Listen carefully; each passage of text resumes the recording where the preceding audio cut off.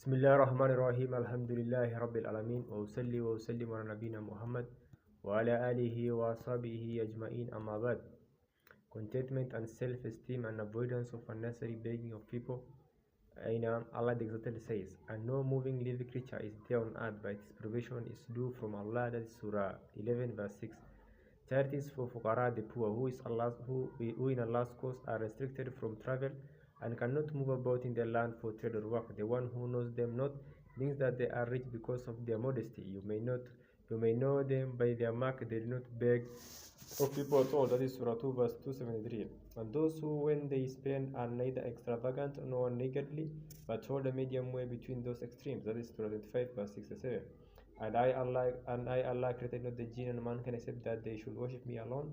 I seek not any provision from them, that is provision for themselves or for my creatures, nor do I ask that they should feed me, that is feed themselves or my creatures. That is Surah 51 verse 56 and 57. Abu Hurairah, may Allah be pleased with him, reported the Prophet ﷺ said, richness is not the abundance of wealth, rather it is self-sufficiency. That's Al-Bukhari and Muslim. Abdullah ibn Amr al-As, may Allah be pleased with them, reported the Messenger of Allah ﷺ said, successful is the one who has entered the fold of Islam and is provided with sustenance which is sufficient for his needs, and Allah makes him content with what he has bestowed upon him, that is Muslim.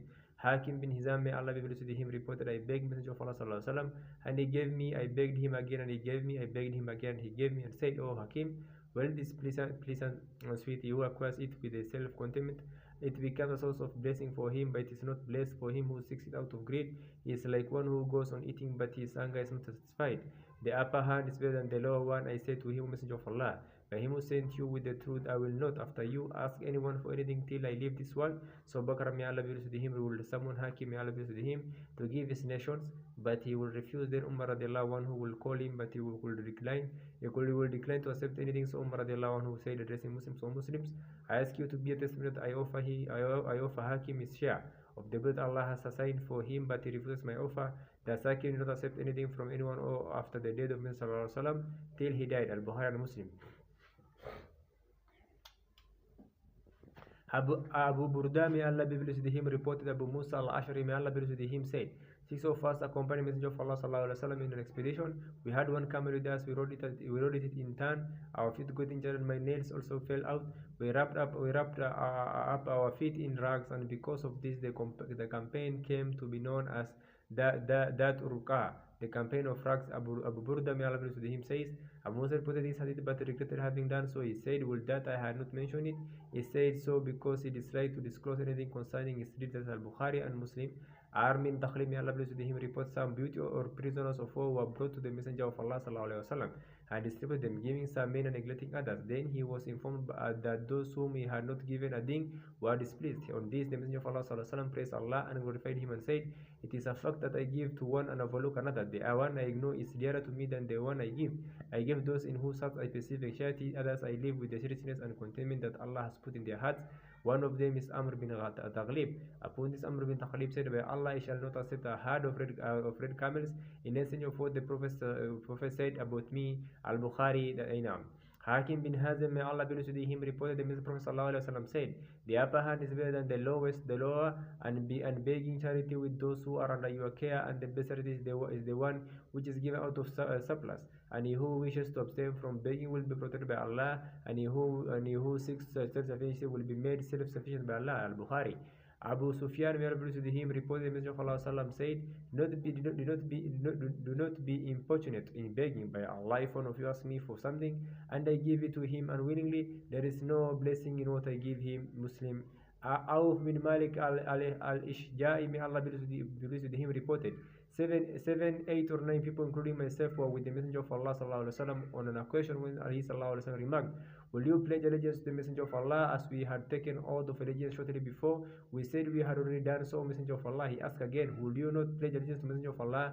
So we stretched our hands and said, we have already made our pledge with you, O Messenger of Allah. On what should we make a pledge with you? He said, to worship Allah and not share anything with Him, to perform the 5 daily salat and to obey. Then he had it in a low tone and not to ask people for anything. Thereafter I noticed that some of these people who were present did not ask anyone to pick up even the whip for them. It fell from their hands as a Muslim. Ibn Umar, may Allah be with them, reported the Prophet ﷺ said, if one of you will keep begging of people until he meets Allah on the day of resurrection, his face will be without a shred of flesh. Al-Bukhari and Muslim. Ibn Umar, may Allah be with him, reported when the Messenger of Allah ﷺ was on his pulpit in the mosque, delivering a khutbah religious talk about sadaqah, charity, and begging. He said, the upper hand is better than the lower hand. The upper hand is the one which gives, and the lower hand is the begging one. Al-Bukhari and Muslim. Abu Hurairah, may Allah be with him, reported the Messenger of Allah sallam, said, he who begs to increase his riches is in fact asking only for a life call. It's up to him to decrease it or increase it. That is Muslim. Samura bin Jundub, may Allah be with him, reported the Messenger of Allah sallam, said, begging is a cut that a person inflicts upon his face, except for asking a ruler or under the stress of circumstances from which there is no escape. As a Trimidi. Ibn Masud, may Allah be with him, reported the Messenger of Allah sallam, said, he who suffers poverty and seeks relief from people, he will not be relieved, but he who seeks relief from Allah alone, he will be relieved sooner or later. Abu Dawud and Tirmidhi. Tawban, may Allah be with him, reported the Messenger of Allah sallam, said, he who guarantees me that he will not beg anything from anyone, I will guarantee him to enter Jannah. I said, I give you the guarantee. Then Tawban, may Allah be with him, never beg anything from anyone. That's Abu Dawud. Qabisa bin al-Mukharrik, may Allah be with him, reported, I stood as worthy for debt and came to Messenger of Allah sallam, to seek his help in discharging it. The Messenger of Allah sallam, said, wait till we receive charity and I shall give you out of it. He sallallahu Qabisa.